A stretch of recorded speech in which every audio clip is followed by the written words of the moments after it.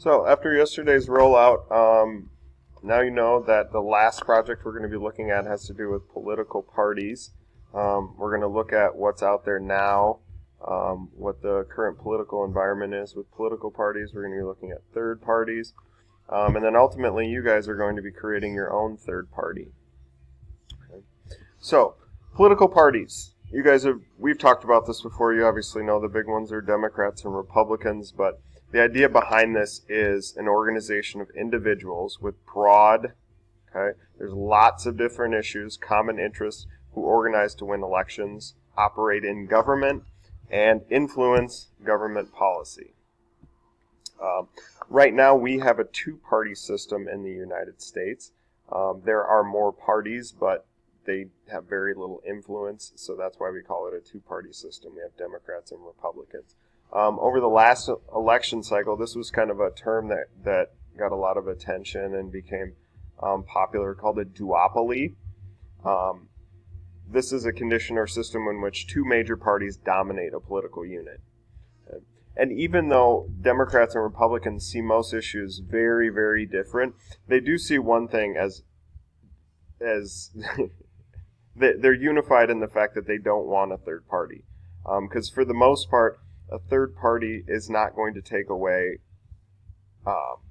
members or votes from both parties equally. Most of the time it takes from one or the other. And we're going to talk about how that looks. Okay. So I thought this was a really interesting quote from George Washington, who, when he was leaving office, he really felt like political parties were something that was dangerous.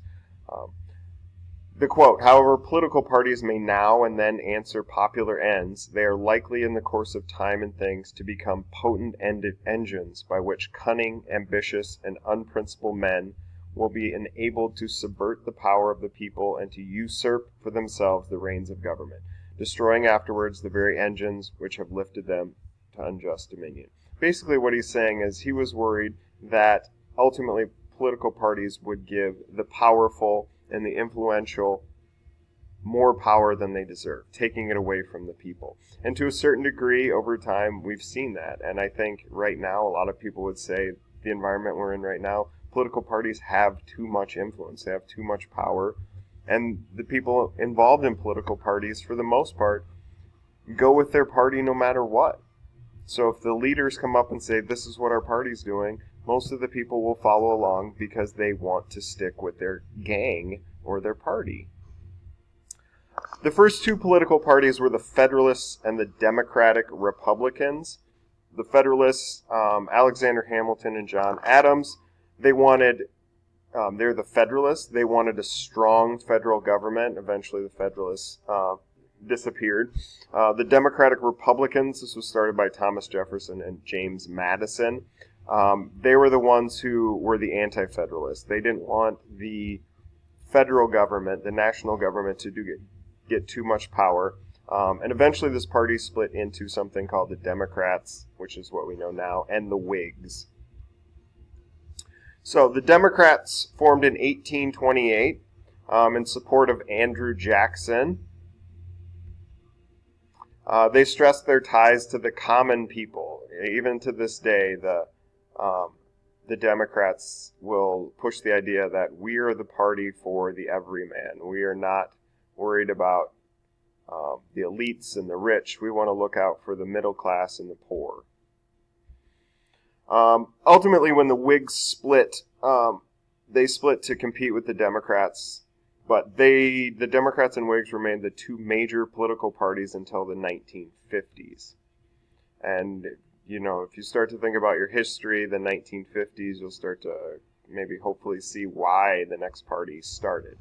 1854, Abraham Lincoln, this party was started in opposition of slavery. You've probably heard them called before the GOP. A lot of times in TV and stuff they call them the GOP, which stands for Grand Old Party. Around the turn of the 20th century, the ideals of both parties began to change. And presently, Republicans and Democrats are, to a certain degree, on the opposite side of how they started. And we'll talk about that more when we actually look deeper into each of the parties. You can see from the evolution of political parties: Federalists, strong central government; Democratic Republicans, they were more for we need to keep the power at the state level. They split, formed, you can look through that if you need. Basically, we just covered all that in the last few slides. So what about third parties? Third parties are smaller, minor parties. We're going to look at a lot of them coming up. You guys are going to dig deeper into what political parties are out there. There's hundreds of them. They influence politics by promoting ideas that were at first unpopular or calling for a return to country's founding principles. You'll see what that looks like when we take a look at a couple of the bigger ones.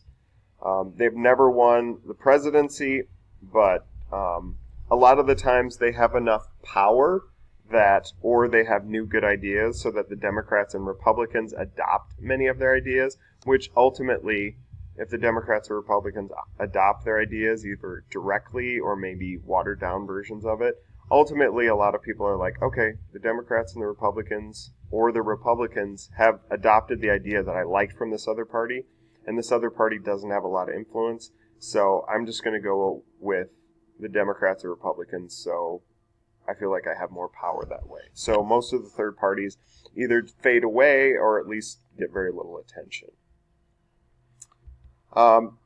There's two different kinds. There's the single issue parties.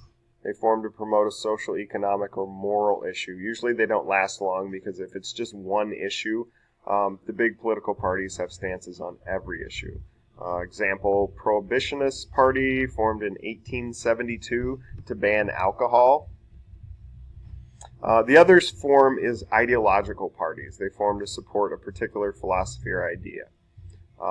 I was going to tell you, too, one that you've probably heard of before when you talk about third parties, the single issues. You probably heard of the Tea Party. They started around 2010. It was after they passed Obamacare. And their whole thing was government spending is out of control.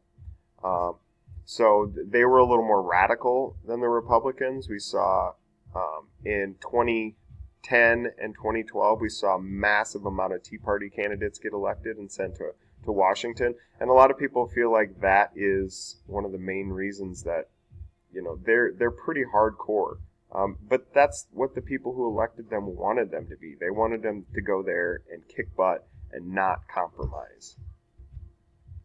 The ideological parties formed to support a philosophy or idea. Some things like Socialist Labor Party, Communist Party USA. They believe that enterprise should be replaced by one in which the government owns business. The Socialist Labor Party and Communist Party USA are active today. The next one, this is by far the biggest third party, the Libertarian Party. They want to cut the size of the federal government and increase personal freedoms.